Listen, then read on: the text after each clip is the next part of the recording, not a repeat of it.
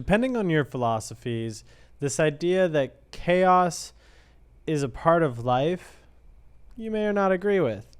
But I want to go ahead and put it in front of you that chaos is a fundamental part of life. It's a truth. Pain, suffering, it's not something that goes away. Chaos is something that we are forever going to contend with. But so the question I want to put in front of you is chaos something that we really have to contend with? Like, do we really have to fight against chaos, or what would it be like if instead we became best friends with chaos? Where instead of fighting it on a day-to-day basis, much like a helicopter parent might hope and hope and hope that nothing bad happens to their kid, that they don't get a scraped knee, but the reality is that's dumb. It's ridiculous to shelter ourselves so much from the realities, the chaos that life brings. Because life is not easy, life is not necessarily simple, and from there, life is chaos. And with that, we as humans and you and us having agency in ourselves to create order within that chaos. But do we have to fight to create order? Or what if we got to work with our best friend, chaos, to create order? Something that chaos can continue to enjoy itself with, but so that this way we can also enjoy ourselves with, and a compromise. Friend to friend. Welcome to today's Gen Ed class, going over how we can become best friends with chaos.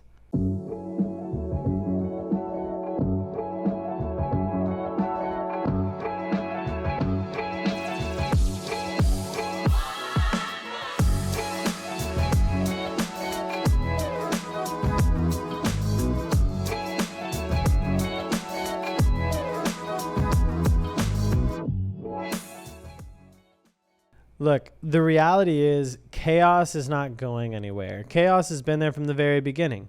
Depending on what theory you want to use at the beginning of the universe, if we want to go with the easy one of the Big Bang, that's super chaotic.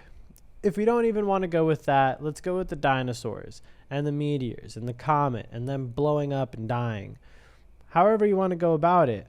Or just in the same way of having oxygen and enough oxygen so that humans could be able to thrive in a very chaotic environment with volcanoes and everything on this kind of earth and still continuing to survive. It's chaotic, but it somehow works. It finds an order. Because the thing is that same thing with water. Water is not inherently bad. It's something that is very, very vital to life. But with too much of it, in a chaotic amount, water will kill you. And so, yes, of course, too much chaos will lead to your downfall, but how can we become best friends with chaos? And so a place I would like to start with is Stoicism. And Stoicism, to put it in an overly simplified, but again, very simple way for us to understand, is the understanding of what is in our control and what is not in our control. And so chaos, we have to learn how to understand our friend. And so when we start to relabel these inconvenient situations not as something horrible, but instead just our friend perhaps messing with us, we can downplay it a bit, not have to make it such a big deal in our heads. But then with this, we can try to workshop around it, like, oh, okay, whatever. But what is in our control? Okay, I see you knocked over, oh, little Jimmy, little chaos here, just dropped the vase and shattered it on the floor. I mean, not a big deal. It's a vase. However much it costs, go ahead and sweep it up. It's a material object. What is in your control and what is not in your control? Because to do our best to order life, we do our best in that being planning or simply just getting ready for the future. That's the other thing that we as humans are very keen on, and why it only makes sense to become best friends with chaos versus fighting it. Because we know we're going to die. We know that the chaos will not leave us, and we know that eventually, as I mentioned, will lead to our downfall, will lead to our demise. But either way, it's still going to be here the rest of our lives. So how can we become best friends with it? We try our best to keep friends, depending on who they are and how they are, at certain arm's length or at a distance.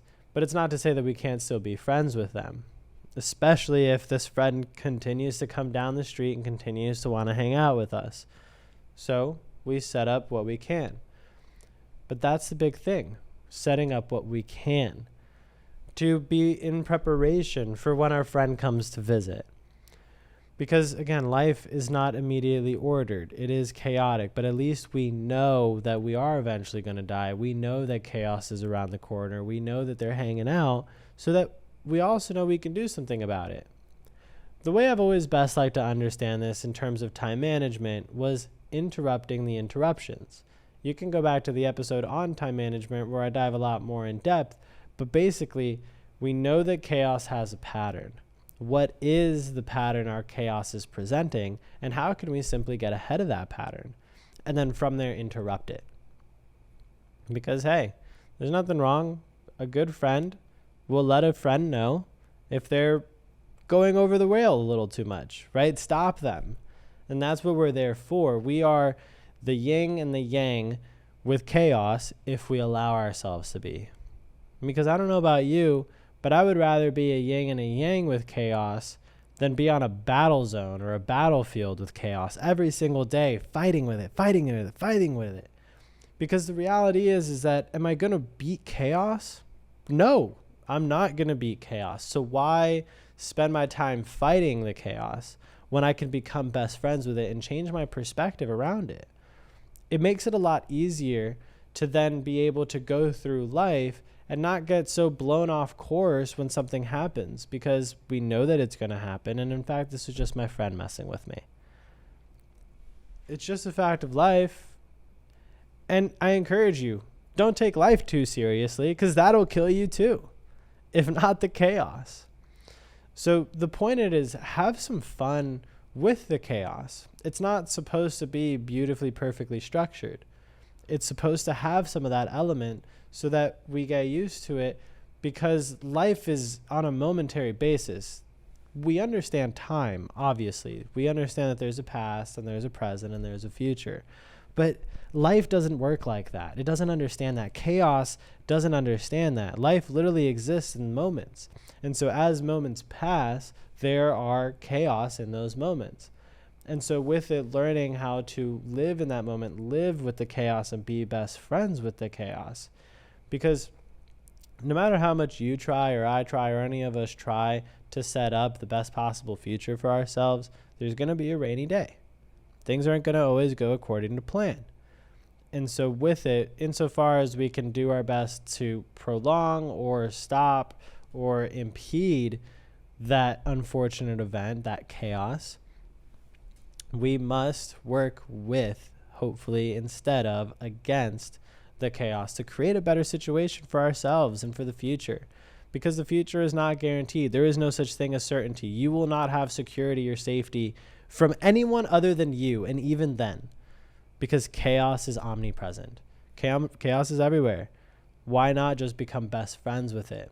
Because if we will have to live in the moments, and especially when we get faced in those chaotic moments, I would rather face that with a friend than a foe.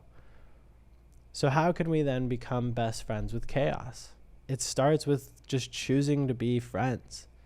It sounds ridiculously corny and simple, but it really is as simple as that. Choosing to be a friend with the chaos. Choosing to look at uncertainty, the future, the doubt, the fears, and the regrets of the unknown, and instead recognizing it as chaos and allowing yourself to trust that your friend won't fuck you, but that you will continue to do the right thing for yourself to be better off. Because your friend can be a certain way, but you know that your friend will be a certain way. It's the same idea of like, who's really the most trustworthy person? Someone that's not a liar or the liar? I might argue that the liar is more trustworthy than anyone else.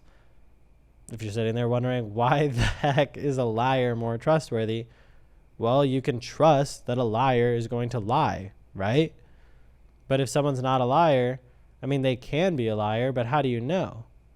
And then from there, you don't know that you can trust that they will lie, so you can only trust that they won't lie, but that still leaves very much the possibility that they will lie versus a certified liar. You know will lie, So you can go ahead and not take it at face value and just assume the opposite, and then you have the truth.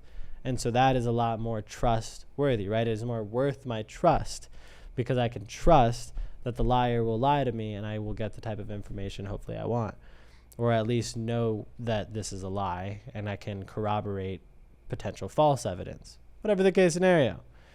But again, when we start to relabel things, instead of chaos being bad, but chaos being good or something of a best friend, we then give ourselves an opportunity to analyze the situation for what it can truly be, good or bad, and then from there make higher quality, better decisions.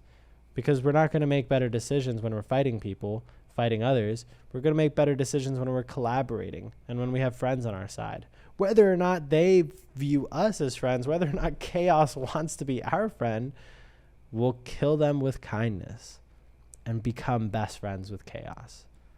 So I encourage you, challenge your current beliefs when it comes to the idea of safety, security, certainty, and find a way to become best friends with chaos, so that when you are faced with those types of insecurities or uncertainties, you can take it head on, because it is a friend. It is an opportunity to enjoy moment by moment and create order within that chaos. If you found value in today's class, go ahead and drop your takeaways in the comments below. Go ahead and engage with us on social media. You'll find our handles in the description. Of course, share this channel, this show, onto your own social media, so that not only you get to benefit, but others get to learn and benefit from the knowledge and the things that we talk about here in class. And as well, hit the subscribe button, the notification bell, so that you know when the future episodes drop, and so that this way you are consistently learning and growing yourself. From there, we will go ahead and see you on the next episode in the next Gen Ed class.